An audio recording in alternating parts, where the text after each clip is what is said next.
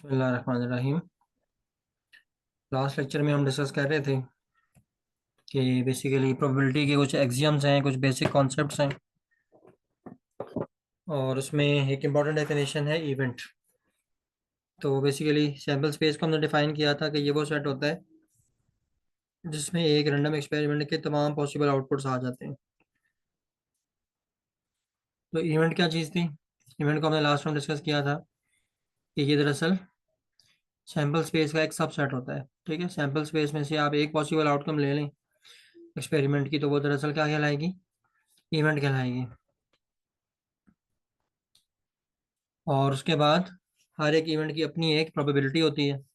ठीक है, और जिस तरह हमने लास्ट में डिस्कस भी किया कि लेट के कॉइन टॉसिंग का एक्सपेरिमेंट है अगर, तो उसमें दो पॉसिबल इवेंट्स हैं, हेड एंड टेल। तो हेड की प्रोबेबिलिटी क्या बनती है? 1/2। और टेल की प्रोबेबिलिटी 1/2। तो इवेंट दरअसल किस चीज़ को कहते हैं? एक सबसेट ऑफ सैंपल स्पेस को कहा जाता है।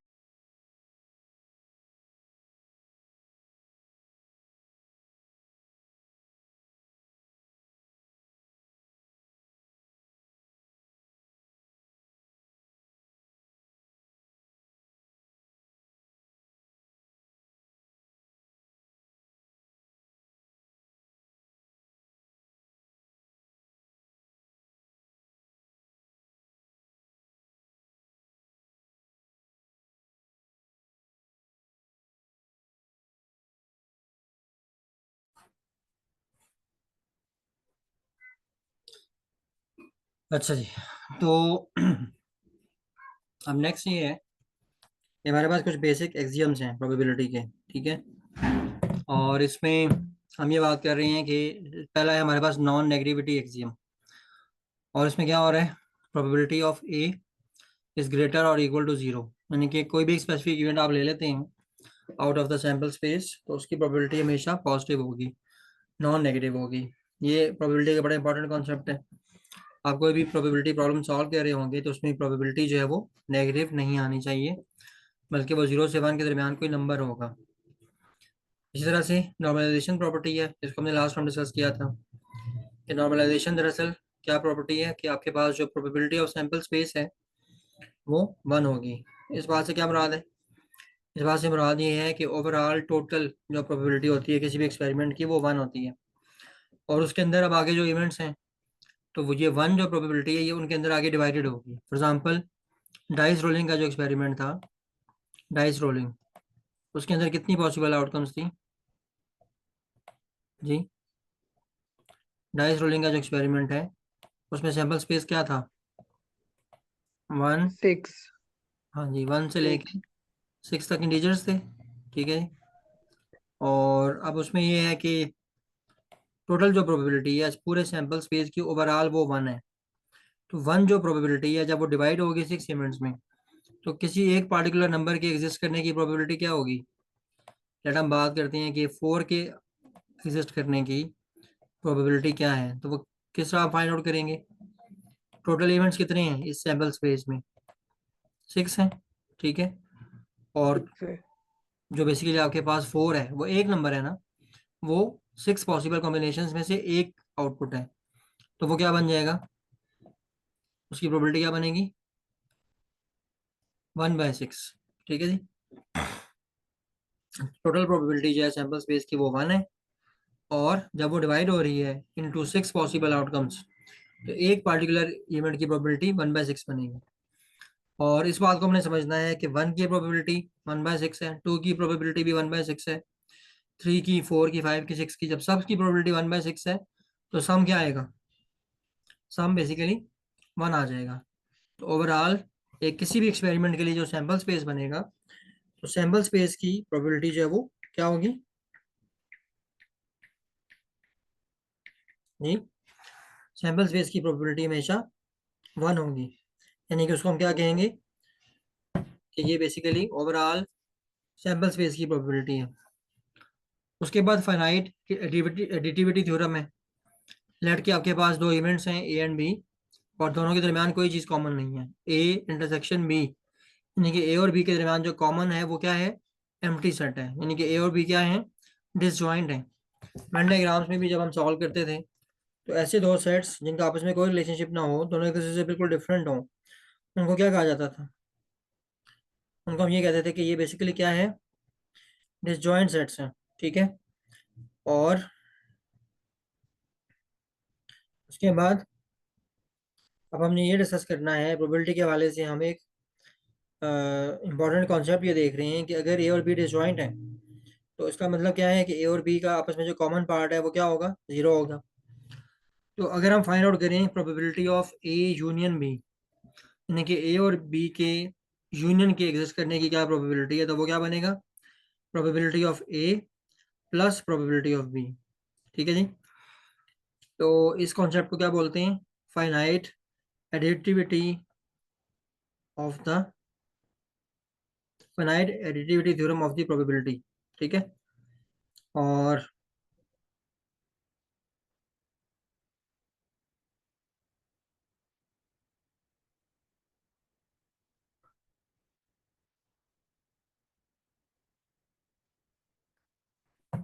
तो ये कुछ बेसिक थ्योरम्स थे, कॉन्सेप्ट्स थे जो हम लास्ट में डिस्कस कर रहे थे। अब आज के लेक्चर में मजीद आगे की तरफ बढ़ते हैं और कुछ रिजल्ट्स हैं जो इन एक्सियम्स की मदद से प्रोड्यूस होंगे। एक्सियम क्या था, नॉन एक्टिविटी एक्सियम, कि basically probability of an event A will always be greater than zero, और मैक्सिमम प्रोबेबिलिटी जो है वो वन होती है। इसका मतलब क्या है, इस एक्सियम का रिजल्ट क्या निकलेगा कि हमें ये कॉन्सेप्ट मिलेगा कि हमेशा किसी भी इवेंट की जब आप प्रोबेबिलिटी कैलकुलेट करेंगे किसी एक्सपेरिमेंट में, तो वो जीरो से ग्रेटर होगी और वन से लेस होगी, क्योंकि मैक्सिमम प्रोबेबिलिटी जो है वो वन आ सकती है किसी भी इवेंट की जिसका अकर करना 100% श्योर है, कंफर्म है। उसके बाद सैम्पल स्पेस की प्रोबेबिलिटी अगर वन है, इसका मतलब ये है कि प्रोबेबिलिटी ऑफ नल सेट, यानी कि कोई भी आउटकम नहीं आ रही एक्सपेरिमेंट की, इस बात की प्रोबेबिलिटी यानी कि नल सेट की प्रोबेबिलिटी वो क्या होगी, वो जीरो होगी, क्योंकि हमने सैम्पल स्पेस को डिफाइन करते वक्त ये कह दिया था कि उसकी तीन कैरेक्टरिस्टिक्स थी, म्यूचुअली एक्सक्लूसिव और कलेक्टिवली एग्जॉस्टिव एंड राइट ग्रेनुलैरिटी। उसमें से सेकंड कैरेक्टरिस्टिक में हमने ये डिस्कस किया था कि सैम्पल स्पेस ऐसा सेट होता है कि लाजमन उसके अंदर जो मेंबर्स हैं, जो पॉसिबल आउटकम्स एक्सपेरिमेंट की, एक्सपेरिमेंट करने की सूरत में कोई एक ना एक आउटकम लाजमी प्रोड्यूस होती है, ऐसा नहीं होता कि कोई आउटकम ना आ रही हो। तो इसलिए probability of occurring of no output ये क्या होगी, हमेशा ये जीरो होगी। ठीक है जी, फॉलो कर रहे हैं आप ये लोग इस डिस्कशन को। जी सर। ओके। यस उसके सर। बाद हमारे पास ये जो कॉन्सेप्ट है for disjoint events, probability of A union B is equal to probability of A plus probability of B. इसी की फर्दर जो कुछ एक्सटेंशंस बन सकती हैं वो क्या बन सकती हैं, probability of A plus probability of A complement, ये हमेशा क्या होगा, वन होगा। इस बात को हम एक वेन डायग्राम की मदद से समझ सकते हैं। वेन डायग्राम किस तरह बनती है सेट्स में, जो यूनिवर्सल सेट होता है उसको किस फॉर्म में बनाया जाता है, एक रेक्टेंगल की फॉर्म में बनाया जाता है। ठीक है। ये लड़के यूनिवर्सल सेट है, इसके अंदर हमने एक सर्कल बना लिया जो कि सेट ए को शो करेगा। ठीक है जी। और अब फर्दर क्या होगा, यू माइनस ए जो है वो क्या होगा, वो तमाम एरिया जो यू का पार्ट है लेकिन ए का पार्ट नहीं है। तो ए के बाहर सारा क्या है, यू का वो सारा एरिया जो ए से बाहर है वो क्या होगा, वो ए कॉम्प्लीमेंट होगा। ठीक है। अब आप देखें कि ये कॉन्टिन्यूस प्रोबेबिलिटी है और ए के एग्जिस्ट करने की प्रोबेबिलिटी क्या होगी, वो दरअसल शो हो रही है उस तमाम एरिया से जो कि सेट ए के अंदर है, जिसको ये मैंने शेड कर दिया है। ठीक है। ये सारा शेडेड एरिया किस चीज़ को शो कर रहा है, प्रोबेबिलिटी ऑफ ए को। और ए के बाहर जो है वो सारी क्या चीज़ है, ए कॉम्प्लीमेंट है। ए कॉम्प्लीमेंट की प्रोबेबिलिटी क्या होगी, ए से आउटवर्ड जितना भी एरिया है यू का वो सारी किस चीज़ को शो कर रहा है, एरिया, वो ए कॉम्प्लीमेंट को शो कर रहा है, तो ए कॉम्प्लीमेंट की प्रोबेबिलिटी को शो कर रहा है। तो अगर कोई ऐसा एक्सपेरिमेंट हो कि वहाँ पर ए की probability plus probability of A complement अगर है, तो ए कॉम्प्लीमेंट और ए को मिला के कंप्लीट पूरा यूनिवर्सल सेट बन जाता है। तो उसकी यूनिवर्सल सेट कह लें या कि सैम्पल स्पेस कह लें इस केस में। तो सैम्पल स्पेस की प्रोबेबिलिटी क्या होती है, वन।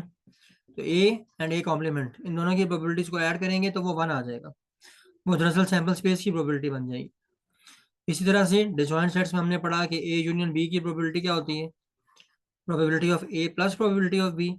तो अगर तीन सेट्स हो जाएं तो उस सूरत में भी क्या होगा, probability of A union B union C क्या आ जाएगी, probability of A plus probability of B plus probability of C. और इसी तरह से अगर के डिसजॉइंट इवेंट्स हों, probability of S1 union S2 union S3 up to union SK अगर हो, उस केस में क्या होगा, probability of S1 plus probability of S2 plus probability of S3 up to so on. तो तमाम डिसजॉइंट इवेंट्स जो हैं, चाहे वो दो हों, तीन हों या के हों, उसमें इस अंदाज में प्रोबेबिलिटीज जो है वो ऐड हो जाती हैं। ठीक है जी, ये बात सबको क्लियर है?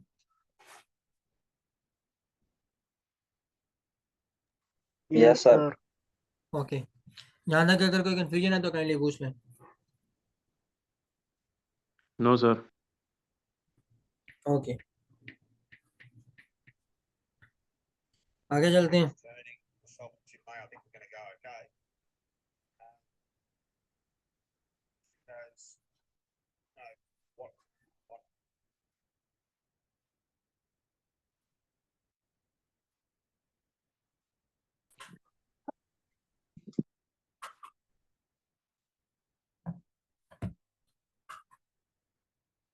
अच्छा जी, नेक्स्ट कॉन्सेप्ट पे चलते हैं। वो दरअसल क्या है,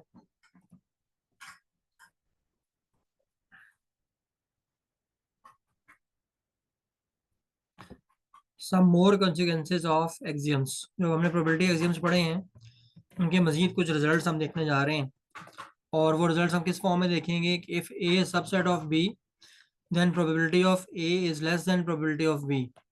आप देखेंगे हमने पढ़ा है कि कॉन्टिन्यूस ग्राफ के केस में क्या होता है कि एरिया जो है, एरिया अंडर द ग्राफ, वो शो करता है प्रोबेबिलिटी को। ठीक है, अगर आपके पास ये एक सैम्पल स्पेस है जिसको आपने वेन डायग्राम के अंदर आपने लेट के एक रेक्टेंगल की फॉर्म में बना लिया है, ठीक है, और लेट आपने एक इवेंट बनाया जो कि सर्कल से रिप्रेजेंट होगा, और लेट के ये इवेंट बी है।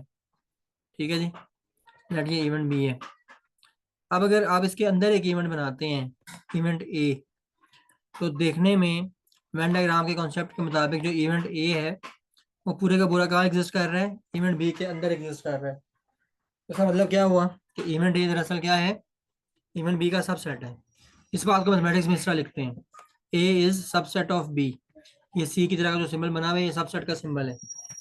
If A is subset of B then probability of A will be less और equal to probability of B. अब ये साफ नजर आ रहा है कि क्योंकि ए जो है वो पूरे का पूरा बी के अंदर बना हुआ है, इवेंट ए सबसेट है इवेंट बी का, और एरिया शो करता है प्रोबेबिलिटी को, तो ए का एरिया क्योंकि बी के एरिया से कम है, तो ए की प्रोबेबिलिटी क्या होगी, बी की प्रोबेबिलिटी से कम होगी। ठीक है जी, इस बात को समझ रहे हैं?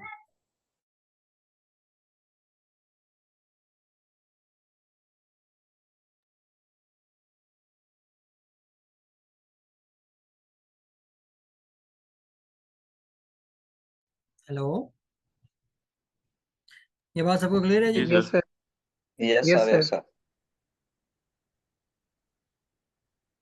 ओके, उसके बाद हमारा नेक्स्ट एक्सियम है probability of A union B is equal to probability of A plus probability of B minus probability of A common B. ये उस सिचुएशन में होता है जब ए और बी जो है ना आपस में ओवरलैपिंग इवेंट्स हों। ठीक है, डिसजॉइंट में तो उसकी जरूरत नहीं पड़ती। अब इस बात को भी मैं एक डायग्राम की तरह की चीज़ बना के एक्सप्लेन कर रहा हूँ। लेट ये हमारा सैम्पल स्पेस है रेक्टेंगल की फॉर्म में, और लेट ये हमारे पास दो इवेंट्स हैं। एक इवेंट को मैं सर्कल से बना रहा हूँ, ये इवेंट ए है लेट, ठीक है, और दूसरे इवेंट को मैं बना रहा हूँ इसी तरह सर्कल से, और वो इवेंट बी है, और दोनों थोड़ा सा ओवरलैप कर रहे हैं। ठीक है, हमने क्या पढ़ा था अभी एडिटिविटी थ्योरम में कि probability of A union B क्या होती है, probability of A plus probability of B, ये होती है ना। अब यस इस सर। केस में ए की प्रोबेबिलिटी पूरे ए के एरिया से शो होगी, बी की प्रोबेबिलिटी पूरी बी के एरिया से शो होगी, लेकिन क्योंकि दोनों ओवरलैप कर रहे हैं और दोनों का थोड़ा सा कॉमन एरिया आ रहा है, ये जिसको मैं शेड कर रहा हूँ, ठीक है, लाइन की मदद से। अब आप देखें कि प्रोबेबिलिटी ऑफ ए को प्रोबेबिलिटी के अंदर ऐड होना था, तो उसमें ये जो एरिया है प्रोबेबिलिटी जो कि कैलकुलेशन में आप ए और बी का जो कॉमन एरिया आ रहा है, तो ये दरअसल क्या हुआ है, ये अब ए और बी जब दोनों ऐड होंगे तो ये वाला एरिया उसमें कॉमन है, और ए और बी का एरिया अगर आप ऐड कर लेते हैं तो उसमें ये दो दफ़ा अपेयर हो जाएगा। तो अगर आपको जस्ट ए प्लस बी करना है ना, probability of A plus probability of B, तो उसके लिए आपको ये जो कॉमन एरिया है इसको एक दफ़ा सब्ट्रैक्ट करना पड़ेगा। तो इसलिए ऐसे इवेंट्स जो कि आपस में ओवरलैप कर रहे होते हैं, वहां पे अगर ए यूनियन बी की प्रोबेबिलिटी फाइंड करनी है तो वो क्या तरीका होगा? Probability of A plus probability of B, और उसमें से जो ओवरलैपिंग एरिया है ए और बी का, उसको माइनस करना पड़ेगा। ठीक है जी, ये बात सबको क्लियर है? Yes sir. ओके।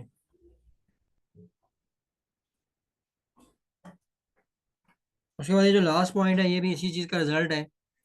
ये probability of A union B जो है वो, क्योंकि दरअसल ए और बी की प्रोबेबिलिटीज को ऐड करने से आएगी, तो ए यूनियन बी की प्रोबेबिलिटी या तो इक्वल होगी probability of A plus probability of B के, या उससे लेस होगी।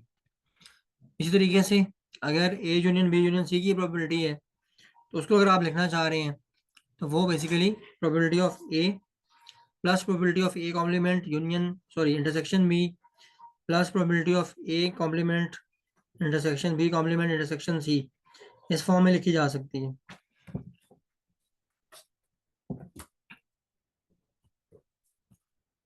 अच्छा, इसके बाद हम आ जाते हैं एक प्रॉब्लम पे, बड़ा इंपॉर्टेंट प्रॉब्लम है ये, और इसमें दरअसल हम एक डिस्क्रीट प्रोबेबिलिटी कैलकुलेट करने का तरीका सीखने जा रहे हैं।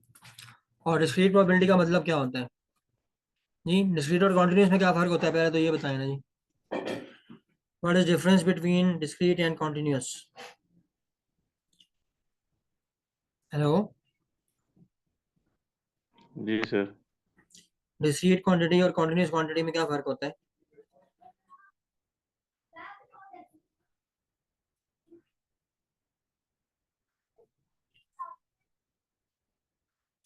हेलो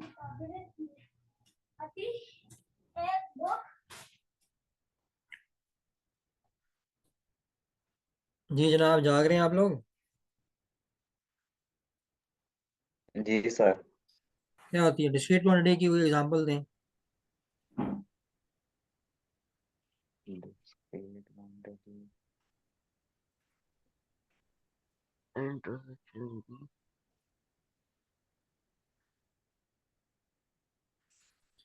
बहुत सिंपल एग्जांपल ली जा सकती है, जैसा कि लेट आप कहते हैं कि जो लूडो वाली गेम होती है, उसमें जो डाइस आप रोल करते हैं उसके ऊपर 1 से 6 तक डिफरेंट डॉट्स होते हैं ना, डिफरेंट तादाद में 6 साइड्स के ऊपर।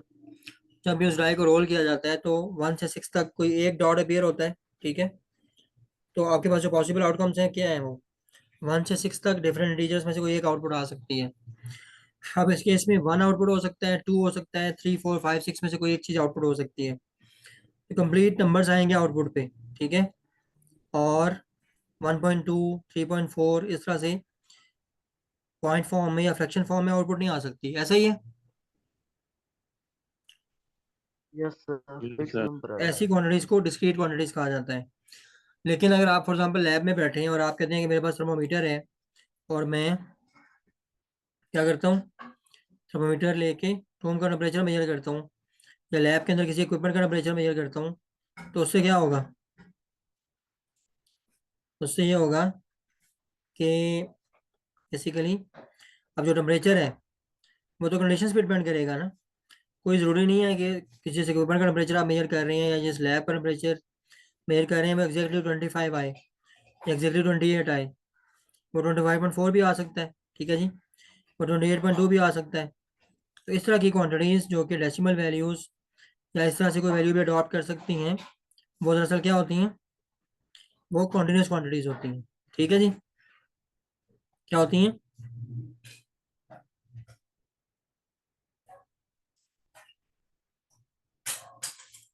हेलो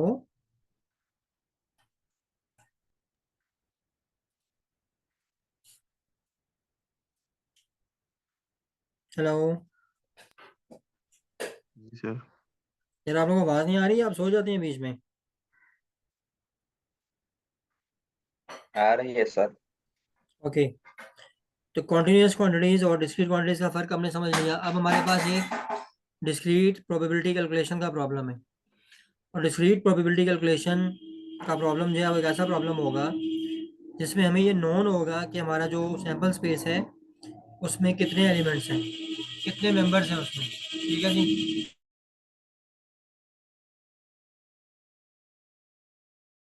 अब आप देखेंगे आपने कॉइन टॉसिंग का एक्सपेरिमेंट किया, तो कॉइन टॉसिंग के एक्सपेरिमेंट में जो सैंपल स्पेस है उसमें कितनी आउटपुट्स थी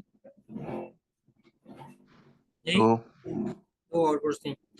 एक्सपेरिमेंट करने से पहले ही आपको नोन है कि आपके पास सैंपल स्पेस के मेंबर्स कितने हैं और सैंपल स्पेस के मेंबर्स काउंटेबल हैं, ठीक है।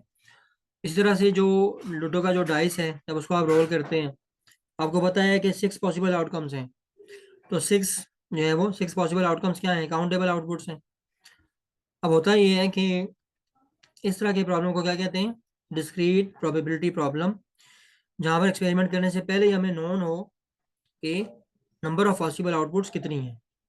ठीक हो गया जी, ये क्लियर हो गया सबको? Yes sir. तो हमारा टास्क ये है कि हम एक यस ऐसा सर। एक्सपेरिमेंट कंसिडर कर रहे हैं जहाँ पे हमारे पास 2 रोल्स हैं। जैसे लूडो खेलने के लिए आपके पास रोल होता है ना, जिसको आप वो छोटे से सिलेंडर में डाल के ऐसे टेबल की सरफेस पे रोल करते हैं तो 1 में से 6 से कोई एक आउटपुट आती है। उसी तरह का रोल है, उसे मिलता जुलता, लेकिन उसकी 4 साइड्स हैं, ठीक है। 6 नहीं है बल्कि 4 साइड्स हैं। अब पॉसिबल आउटपुट्स क्या होंगी? 1, 2, 2 3 4। 3 और 4, 3 4। ये पॉसिबल आउटकम्स हैं। लेकिन हमने एक्सपेरिमेंट इस तरह से किया कि हमारे पास एक रोल नहीं था बल्कि 2 रोल्स थे, ठीक है। 2 डाइस थे और हमने उन दोनों को इकट्ठे जो सिलेंडर में डाल के टेबल की सरफेस पे रोल किया। तो अब 2 डाइस हैं तो दोनों की अपनी अपनी आउटपुट आएगी, ठीक है।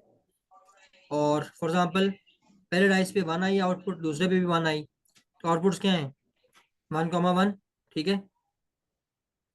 पहले डाइस पे 1 आ गया, दूसरे पे 4 आ गया, तो आउटपुट क्या है? 1,4। ऐसा ही है। Yes sir. इस तरीके से अगर एक्स यस जो है सर। फर्स्ट रोल की आउटपुट, यहाँ टेबल पे देखें जरा, स्लाइड 4 से देखें, एक सॉर्ट ऑफ टेबल बना हुआ है राइट साइड लेफ्ट साइड पे, नजर आ रहा है सबको? जी yes sir. Sir. Yes sir. X एक वेरिएबल है जो कि फर्स्ट रोल की आउटपुट शो कर रहा है। तो एक्स की वैल्यूज क्या क्या हो सकती हैं? 1, 2, 3 एंड 4। और इस तरह वाई एक्सिस के ऊपर एक वाई एक वेरिएबल है जो कि सेकंड रोल के आउटपुट को शो कर रहा है। तो सेकंड रोल की आउटपुट्स क्या क्या आएंगी? 1, 2, 3 एंड 4, ठीक है जी। तो अब हमने अगर कैलकुलेट करना है कि probability of X is equal to 1 क्या है, तो एक्स के 1 आने की प्रोबेबिलिटी क्या होगी जी? इस केस में टोटल कितनी आउटकम्स आ सकती हैं? इस टेबल के अंदर कितने बॉक्सेस बने हुए हैं? 1/4। 4 4। अच्छा, वो तो ठीक है, लेकिन टेबल के अंदर बॉक्सेस कितने हैं? 4। 4 बॉक्सेस हैं। 16 सर, 4 4 16। 16 है ना? तो ये जो पूरा यस कॉलम 16 है, है पहला सर। वाला पूरा कॉलम, इस पूरे में एक्स की वैल्यू क्या रहेगी? वाई। सेम। है जी।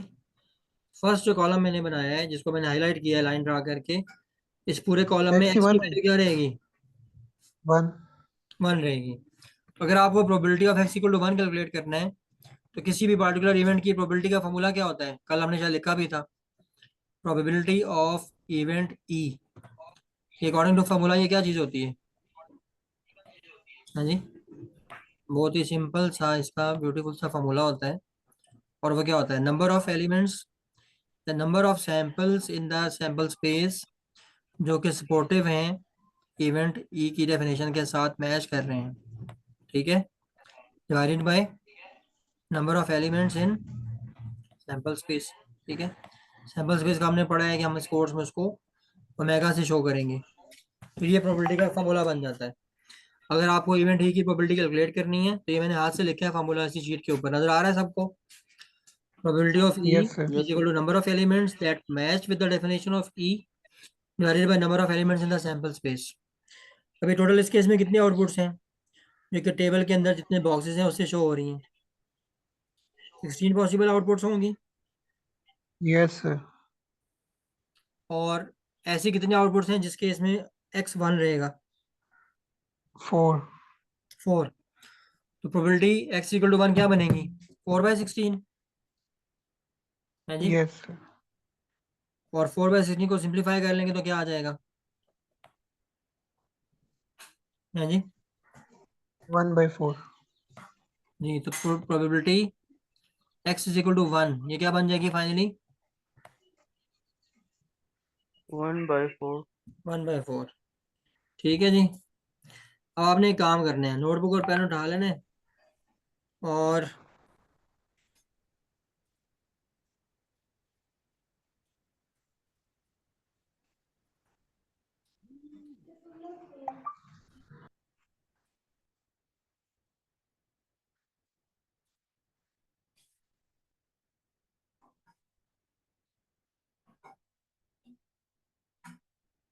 अच्छा, आपने काम करना है कि 16 पेयर्स जो है ना, जो इस केस में एक्सपेरिमेंट के आउटपुट के तौर पे आ सकते हैं, वो कम्प्लीटली लिख लेने हैं। वो क्या क्या होंगे? 1,1, 1,2, 1,3, 1,4। फिर 2 पे आ जाए, 2,1, 2,2, 2,3, 2,4। इस तरह से 3,1, 3,2, 3,3, 3,4, 4,1, 4,2, 4,3, 4,4।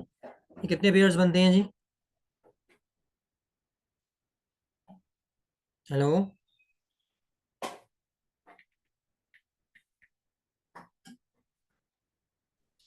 जी जनाब, ये कितने पेयर्स बन रहे हैं टोटल? 2। जी, कितने पेयर्स बनेंगे? 16. 16। एक्स की वैल्यूज भी 4 हैं, वाई की वैल्यूज भी 4 हैं, तो उनको पेयर अप करेंगे, उनकी मदद से पेयर्स बनाने की कोशिश करेंगे, तो 16 पेयर्स बनेंगे। ये 16 पेयर्स अपने Yes, पास sir. लिख लें एक पेज पे, हर स्टूडेंट लिख ले। ठीक है, Okay, sir. जब लिख लें तो मुझे बताएं, मैं वेट कर रहा हूँ।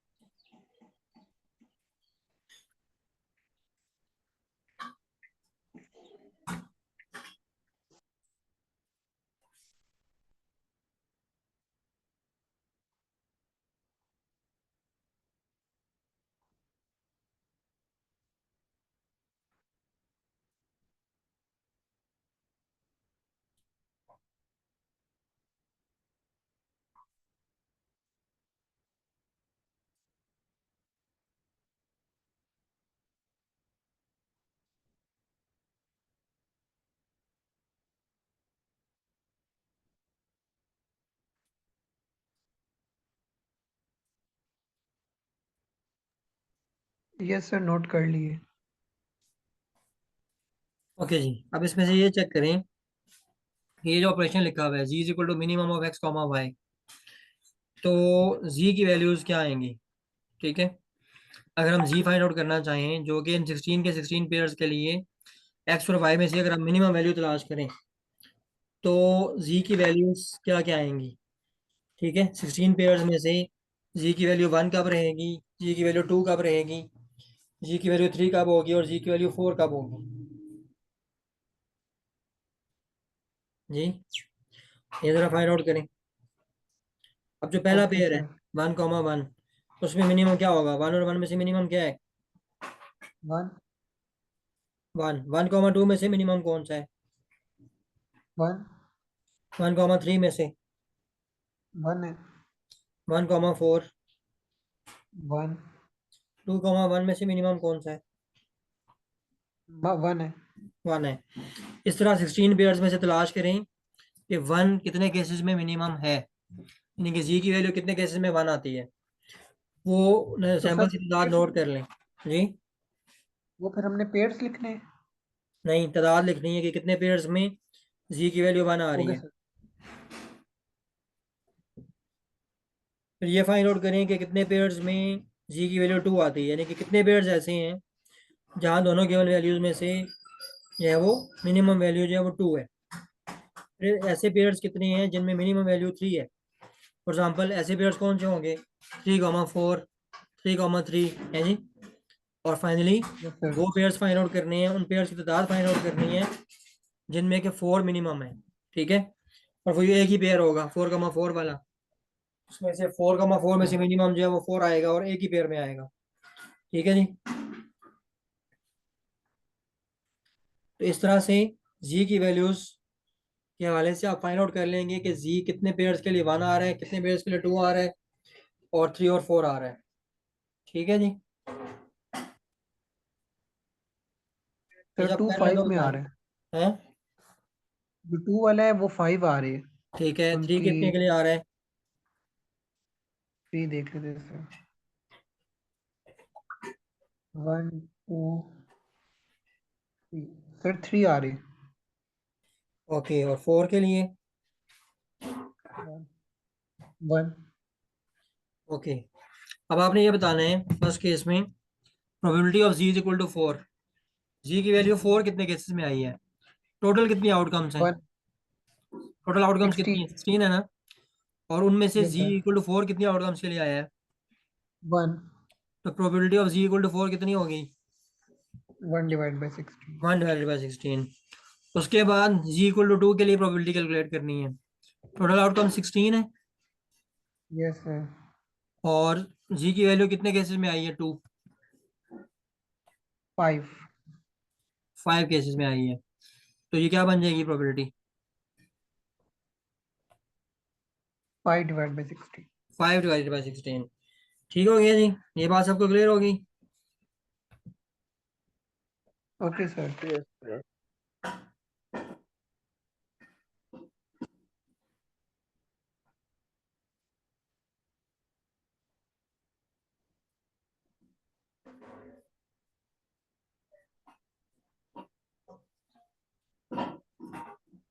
सर यहाँ पे मैक्सिमम लिखा होता तो मैक्सिमम देखते. हम्म,